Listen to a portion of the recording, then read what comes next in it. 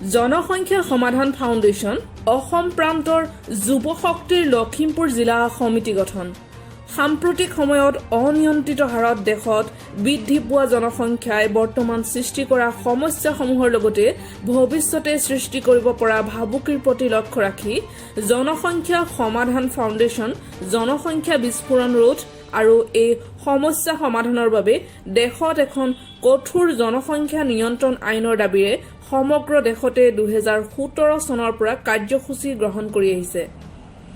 অসম তথা উত্তৰ পূব ভাৰততো এই প্ৰচেষ্টাক আগবঢ়াই নিয়াৰ প্ৰয়াস কৰিছে।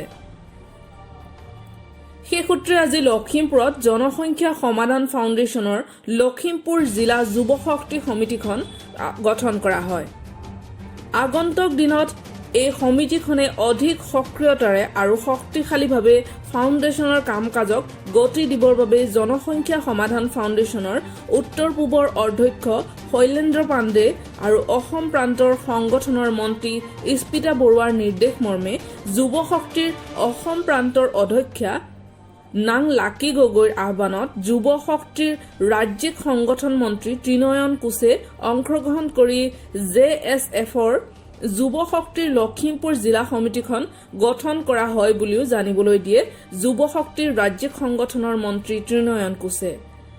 লখিমপুৰৰ এই সমিতিখন সুশান্ত ভূঞাৰ অধ্যক্ষতাত এখন 8জনীয়া কমিটি গঠন হয়। শ্ৰী ত্ৰিনয়ন কোচে কয় যে দেশৰ বাবে অতি প্ৰয়োজনীয় আমাৰ এই জনজাগৰণ কোনো ৰাজপথত টায়াৰ জ্বলাই অথবা পথ অৱৰোধেৰে নহয়। আমি জাতি মাটি ভেটি আৰু প্ৰকৃতিক বচাবলৈ নীৰৱে ৰাইজৰ মাজত সজাগতা আনিবলৈ যত্ন কৰিছো। ইতিমধ্যে আমাৰ বিভিন্ন কাৰ্যসূচীৰ পিছত বৰ্তমান কঠোৰ আইনৰ দাবীৰে স্বাক্ষৰ অভিযান কাৰ্যসূচী চলি আছে। এই কাৰ্যত সকলোকে নিজে অংশগ্ৰহণ কৰাৰ লগতে অন্যকো সহযোগ কৰিবলৈ উৎসাহিত কৰিবলৈ অনুৰোধ জনায়। লখিমপুৰৰ পৰা ৰাহান আহমেদৰ report, north east news India. লগ ধৰি বুজাইছো বা তেওঁলোকক বিভিন্ন যিসকল সমাজৰ বৌদ্ধিক মহল আছে তেওঁলোককো আমি অংশগ্ৰহণ কৰিবলৈ অনুৰোধ জনাইছো। এতিয়া ছ'চিয়েল মিডিয়াৰ যোগেদি আমাৰ প্ৰচাৰ অভিযানটো প্ৰত্যক্ষভাৱে বৰ্তমান বেছি চলি আছে। যোগেদি যি জনজাগৰণ আনিব লগা হৈছিল এই জনজাগৰণত আমি এটা নীৰৱে প্ৰয়াস চলাইছোঁ। আৰু এই নীৰৱ প্ৰয়াসটো এইকাৰণেই হৈছে কাৰণ ৰাজপথত আন্দোলন কৰি হওক, টায়াৰ জ্বলাই হওক, ভয় ভাবুকিয়ে হওক, বন্ধ দি হওক কোনো সমস্যা সমাধান নহয়। গতিকে আমি জনসাধাৰণৰ মাজত গৈ আমি নীৰৱে আমাৰ প্ৰয়াস চলাইছোঁ যাতে সকলোৱে অংশগ্ৰহণ কৰিব পাৰে। আৰু আমাৰ এই প্ৰয়াসত আমি লগতে এই প্ৰয়াসত আমাৰ স্বাক্ষৰ অভিযান কাৰ্যসূচী চলাইছোঁ।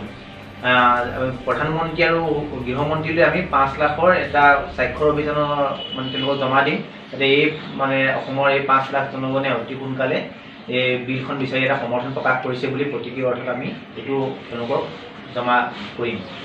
আৰু আপোনাৰ স্বাক্ষৰ অভিযান কাৰ্যসূচী চলাই আছে। এই কাৰ্যসূচীত এতিয়া আমাৰ আজি গঠন হোৱা কমিটিখনে কাইলৈৰ পৰাই আমাৰ এই কাৰ্যসূচী আৰম্ভ কৰিব। আৰু এই কাৰ্যসূচীত আপোনালোকক সকলোৱে সহায় সহযোগ বিচাৰিছোঁ।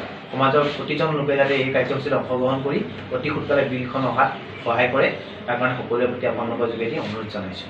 যেতিয়া আমি জাগৰণৰ কাৰণে আমি যাম, আমি যিমান পাৰোঁ ভিতৰলৈ সোমাম। বিশেষকৈ আমি সেইখিনি মানুহকে মূল হিচাপে লৈছোঁ যিসকলৰ মাজত খুব শিক্ষাগত অৰ্হতা কম, সেইসকলৰ মাজত সোমাই গৈ যেতিয়া আমি তেওঁলোকক যিমান পাৰে যেনেকৈ নহওক আমি যেতিয়া বুজাই দিম তেতিয়া হয়তো তেওঁলোকে বুজি পাব আৰু তেওঁলোকৰ আঁচনিসমূহ দেখাই দিম। বিশেষকৈ যে চৰকাৰী সুবিধা, চিকিৎসা সুবিধা, সেই আঁচনিসমূহৰ ভিত্তিত যেতিয়া তেওঁলোকে নিজৰ জনসংখ্যাৰ ব্যৱস্থাবোৰ গ্ৰহণ কৰিব, লাভান্বিত হ'ব, তেতিয়া তেওঁলোকৰ অনাগত দিনখিনিত যে আহি থকা সমস্যাসমূহ যেতিয়া দেখাই দিম তেতিয়া তেওঁলোকে নিজেই তাৰ প্ৰতি ফলপ্ৰসূ হৈ তেওঁলোক নিজে আগবাঢ়ি যোৱাটো। সমাধান ফাউণ্ডেশ্যন অসম প্ৰান্তৰ পৰা আজি আমাৰ লখিমপুৰ জিলাৰ যুৱ শক্তি সমিতিখন গঠন সম্পৰ্কত আমি এখন সংবাদমেল প্ৰদান কৰিছিলোঁ। আৰু সংবাদমেলত লখিমপুৰ জিলা সমিতিখন আমি ঘোষণা কৰিছোঁ। আৰু অনাগত দিনত জনসংখ্যা সমাধানৰ কাৰণে এই আমাৰ সমিতিখন লখিমপুৰ জিলা সমিতিয়ে বিভিন্ন সজাগতামূলক অনুষ্ঠানৰ জৰিয়তে কাম কাজ আগবঢ়াই নিব।